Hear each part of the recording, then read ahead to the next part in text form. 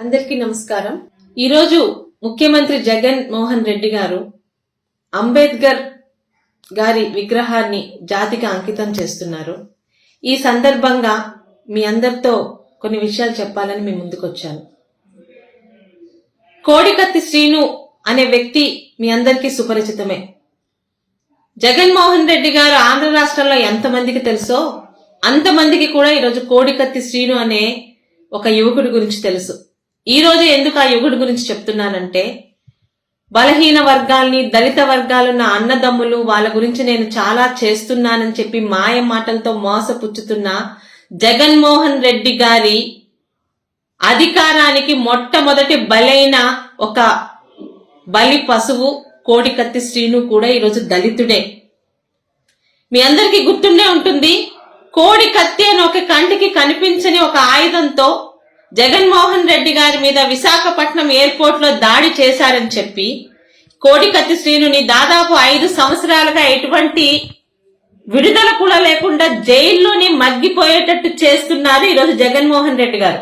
మీ పిల్లలు ఇంటర్మీడియట్ మరియు ఎంసెట్ చదువుతూ సబ్జెక్ట్స్ లో కన్ఫ్యూజ్ అవుతున్నారా? కాన్ఫిడెన్స్ లెవెల్ తక్కువగా ఉందా? Rise the perfect guide description లో ఉన్న లింకును ఉపయోగించి సబ్స్క్రైబ్ అవ్వండి। ఆ కోడికత్తి గుచ్చున్న జగన్మోహన్ రెడ్డి గారి తాలూకా ఆశయం సిద్ధించింది, ఆయన ముఖ్యమంత్రి మాత్రం అయిపోయారు। కానీ ఆయన తాలూకా ఆచరణలో ఆయన గురించి ఆయన చెప్పినట్టు చేశాడో, మరి ఆ పథకంలో ఒక భాగంగా చేశాడో గాని అమాయకుడైన ఒక దళితుడైన ఒక యువకుడిని ఈరోజు, ఆ యువకుడి జీవితాన్ని, ఆ కుటుంబాన్ని ఈరోజు జైల్లోనే మగ్గేటట్టు చేస్తున్నారు జగన్మోహన్ రెడ్డి గారు। ఈరోజు అంబేద్కర్ గారు ఒక జాతికి మాత్రమే పెద్ద కాదండి, ఆంధ్ర రాష్ట్రంలో భారతదేశంలో నివసిస్తున్న ప్రతి ఒక్క భారతీయుడికి ఆయన ఆద్యుడే, పూజనీయుడే।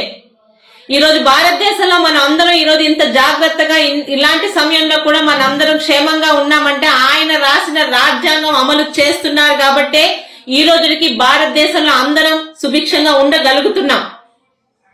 అలాంటి పెద్దల అంబేద్కర్ గారిని ఒక జాతికి, ఒక మతానికి దయచేసి ఒక్క జాతికి అంకితం చేయకండి।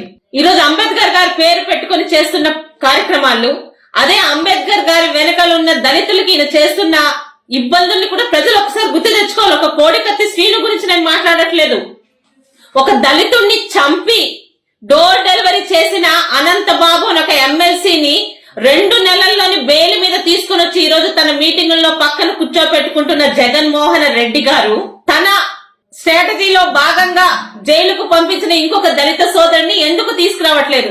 ఈరోజు న్యాయశాస్త్రం తెలిసిన వాళ్ళకి ఎవరికి అర్థం కావట్లేదా? తప్పు ఎవరికైనా తప్పే కదా। ఈరోజు ఒక మర్డర్ చేసిన వాడిని బెయిల్ ఇచ్చి పక్కన కూర్చోపెట్టుకుంటున్న ఈయన ముఖ్యమంత్రి గారికి చిన్న కోడికత్తితో తనకి గుచ్చాలని ఒక వ్యక్తిని, ఒక అమాయకుడిని ఈరోజు 5.5 సంవత్సరాలుగా జైల్లో మాడుస్తున్నారే, దాని గురించి ఎవరండి ఎందుకు మాట్లాడరు? ఈయన ఈరోజు దళితుల గురించి మాట్లాడతాడు। ఒక విగ్రహం ఓపెనింగ్ చేసినంత మాత్రాన దళితులకి ఉద్ధరించినట్టు కాదు। ఈరోజు దళితులకి చెందాల్సిన 23 స్కీములు తీసేశారు। ఎక్కడండి అంబేద్కర్ స్టడీ సర్కిల్? ఏ అంబేద్కర్ గారి పేరు మీద ఉన్న స్టడీ సర్కిల్ ని దూరం చేసి దళితులకి విద్యని దూరం చేసిన జగన్మోహన్ రెడ్డి గారు ఈ రోజు ఒక విగ్రహాన్ని నిల్చోబెట్టి మనందరం ఆయన వెనకాల వెళ్ళిపోతామా? ఎంతమంది, ఒక దళిత డాక్టర్ సుధాకర్ గారిని గుర్తు తెచ్చుకోండి, రాష్ట్రంలో ఎంతమంది దళితులను ఊచకోత కొట్టారో ఈరోజు వివరాలు ఇవ్వండి, మీకు ఇస్తాము। ఇవన్నీ మర్చిపోయి ఎన్నికల ముందు ఈరోజు డ్రామాలు ఆడుతుంటే మనందరం అమాయకంగా మళ్ళీ మోసపోవడానికి రెడీగా ఉన్నామా?